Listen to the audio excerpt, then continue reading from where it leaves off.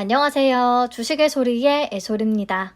네, 2주 전에요. 공모주 관련해서 몇몇 제도들이 개편될 것 같다라는 얘기를 했었는데 기억하실까요? 금융위원회가 개최한 코리아 디스카운트 해소를 위한 정책 세미나에서 IPO 허수 청약을 방지하겠다는 목적으로 개편 초안이 발표됐었죠. 근데 현재 공모주 시장 상황은 허수 청약은커녕 기관 미달이 발생하고 있잖아요. 그래서 과연 현재의 상황이 제대로 고려된 내용인 걸까 약간은 어이가 없기도 했습니다. 이에 대해 금융당국은 IPO 시장에 대한 열기가 다소 줄어든 현 시점이야말로 IPO 시장 관행을 꼼꼼히 개선할 수 있는 적기다라고 하면서 최종적인 제도 개편안을 발표했습니다. 최종 내용이 검토 초안과 다르지 않습니다. 거의 똑같아요. 목표는 크게 세 가지였죠. 수요 예측 내실화, 허수성 청약 방지, 공모주 주가 안정. 목표별로 확정된 세부 개선 내용을 같이 보겠습니다. 자, 증권신고서 제출 및 IR 단계에서는 수요 예측 내실화를 깨하기 위해서 첫째, 증권신고서 제출 전 사전 수요 조사를 허용하겠다고 합니다. 주관회사가 증권신고서를 제출하기 전에 기관 투자자를 대상으로요, 투자 수요 조사를 하도록 해서 적정 공모 예정과 범위를 합리적으로 재평가하고 조정할 수 있도록 하겠다라는 거예요. 수요 예측이 진행되기 전에 미리 수요 예측을 한번 더 하겠다는 거죠. 이를 통해서 주관사나 해당 기업들은 공모 구조나 공모가에 대한 기관들의 분위기를 미리 파악할 수 있을 테니까요. 조금은 더 시장 친화적인 공모 구조나 공모가를 반영해서 증권 신고서를 최종적으로 제출하게 되지 않을까라고 생각은 합니다. 그리고 또 관행적으로 이틀간 진행되던 수요 예측 기간을 7일 내외로 연장시켜서 적정 공모가가 선정될 수 있도록 하겠다라고 발표를 했는데, 과연 기간을 연장시키는 게 적정 공모가 산정에 영향을 줄 수 있을 것인지, 이게 무슨 의미인지 여전히 와닿지는 않습니다. 현재 이틀간 진행되고 있는 수요 예측에서도 사실상 기관들의 참여는 이틀차 오후 막바지에 거의 다 집중이 되고 있잖아요. 이걸 일주일까지 늘리면 과연 기관들의 참여 시점이 확 분산이 될 수 있을까요? 큰 의미는 없을 것 같아요. 자, 넘어가서 허수성 청약 방지 부분을 볼게요. 기관 수요 예측 때 주금 납입 능력을 초과해 허수성으로 청약하는 관행을 막기 위한 내용이에요. 돈도 없으면서 많이 배정받고 싶어서 신청 수량을 뻥튀기 시켜 청약하는 기관들이 많기 때문이죠. 자, 주관사가 기관 주금 납입 능력 확인 기준을 자체적으로 마련하고, 이에 따라 수요 예측 참여 기관의 주금 납입 능력을 확인한 뒤에 물량을 배정하도록 하겠다라고 쓰여 있네요. 이거는 근데 지금도 진행이 되고 있는 내용입니다. 주관사 자율에 맡겨서 참여 기관의 주금 납입 능력을 확인하도록 하는 거.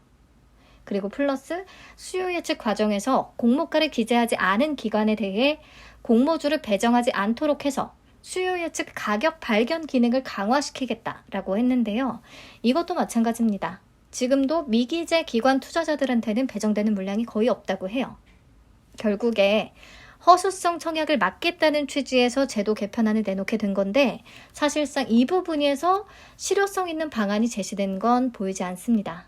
그나마 조금 업그레이드된 내용이 확인 의무를 게을리한 주관사에 대해서는 금감원 검사를 통해 업무 정지 등 제재할 수 있는 근거를 마련하겠다라는 부분이거든요.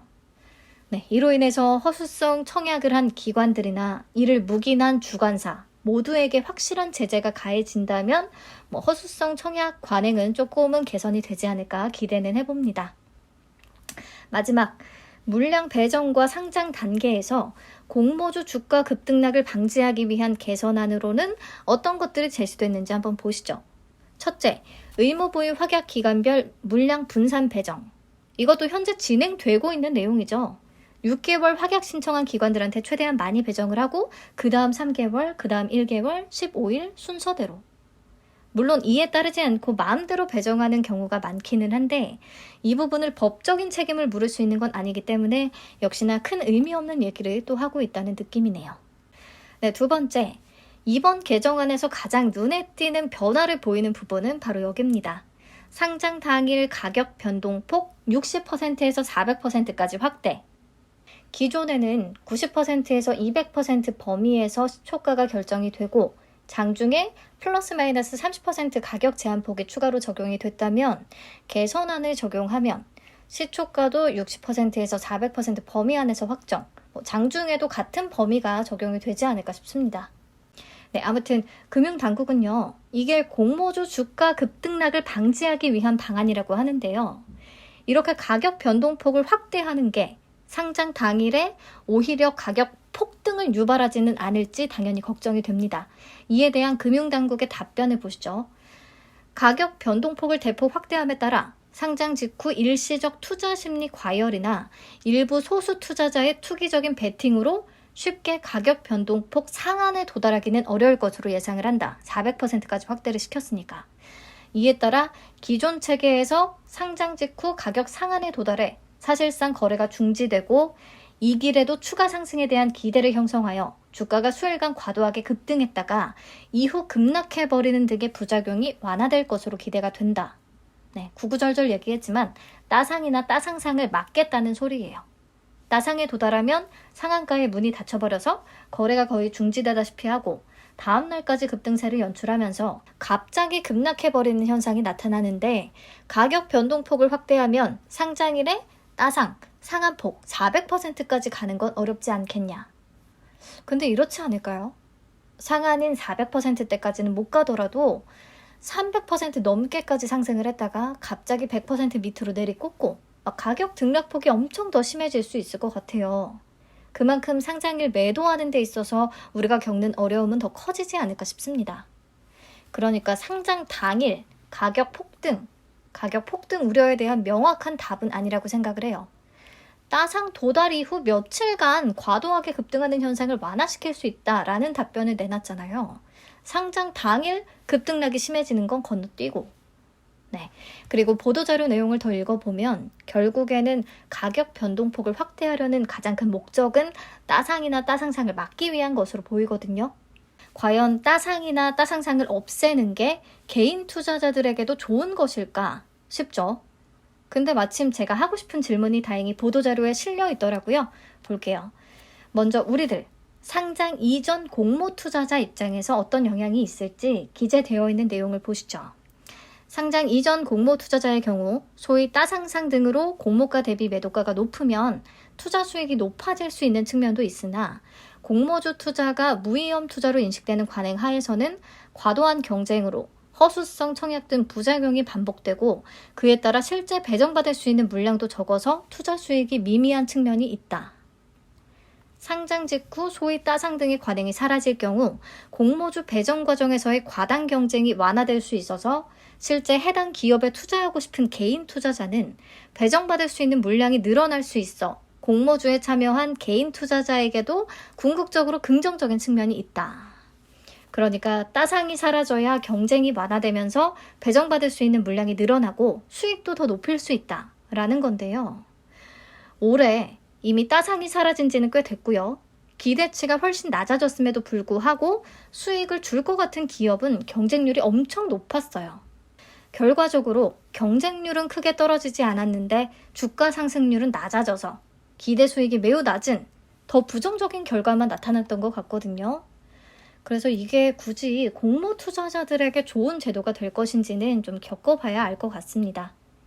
네, 그리고 상장 이후에 시장에서 사는 그런 투자자 입장에서도 쓰여 있어요.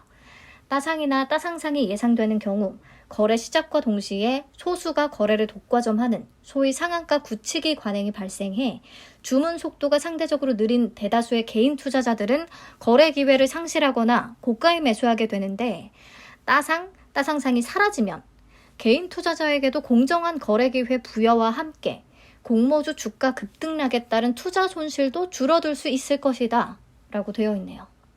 근데 여러분들도 아시겠지만 따상이나 따상상은 물 건너간 요즘도 상장 당일 주가 급등락은 굉장히 심한 편입니다. 그러니까 지금 이 제도 변경의 목적이 너무 따상이나 따상상을 없애는 것에 초점이 맞춰진 경향이 좀 있는 것 같아요. IPO 시장에 거품이 껴서 너도 나도 따상을 가는 그런 환경에서는 가격 변동폭을 확대시키는 게 상장 당일 적정 가격을 찾아가는데 약간 긍정적인 영향을 줄 수 있겠으나 현재 환경에서는 가격 변동폭 확대가 과연 가격의 안정화나 투자자들의 안전을 위한 장치가 될 수 있을 것인지는 잘 모르겠습니다. 네, 겪어보면 알겠죠. 마지막, IPO 단기 차익거래 추정 시스템 구축 검토. 네, 지난 영상에서 설명했듯이 IPO 트래킹 시스템을 만들겠다는 건데, 예를 들어서 상장 직후에 공모주를 바로 팔아버리는 기관들을 모니터링해서 공모주 배정할 때 이런 기관들에게는 물량을 적게 주는 식으로 페널티를 부여할 수도 있다라는 거예요.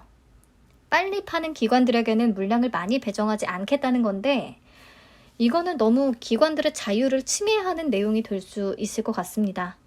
의무보유 확약을 많이 걸게끔 유도하는 제도를 만들어야지 후행적으로 빨리 매도하는 기관을 걸러내는 건 역차별이죠. 기관들도 어차피 수익을 내고자 공모주 청약에 참여하는 걸 텐데, 우리는 상장 당일에 매도하면서 기관들은 당일에 매도하지 말아라. 이거는 아닌 것 같아요. 그래서 전에도 얘기했듯이 기관들의 IPO 참여 자체를 좀 저해할 수 있는 요인이 될 수 있을 것 같아서 이 부분은 추가 논의가 필요할 것으로 보입니다. 네, 오늘 내용 한 장으로 정리해봤고요. 전체적으로 살펴봤을 때 막 실효성 있고 의미 있는 개선안은 눈에 띄지 않았어요. 근데 개인적인 의견일 뿐입니다. 저도 뭐 이런 제도들이 실제로 적용이 됐을 때 효과가 얼마나 있을지 알 수 없죠. 그냥 주식의 소리는 또 이렇게 생각을 하는구나 들어주시면 될 것 같아요. 네, 추진 과제별로 조치 사항과 세부 일정도 참고해서 보시라고 적어뒀으니까 한번 살펴보시고요. 2023년에 순차적으로 확정이 되는 내용들 있을 때마다 공유해 드리도록 하겠습니다. 1월부터 막 당장 변화되는 것은 없을 것 같네요. 아무튼 내년 IPO 시장도 쉽지 않을 것으로 전망이 되는데, 이번 개편안이 나온 목적처럼 허수성 청약을 방지하고 따상이나 따상상을 막아야 하는 그런 상황이 다시 펼쳐질 수 있기를 진심으로 바라봅니다. 네, 추위에 건강 조심하시고요. 따뜻한 하루 되세요.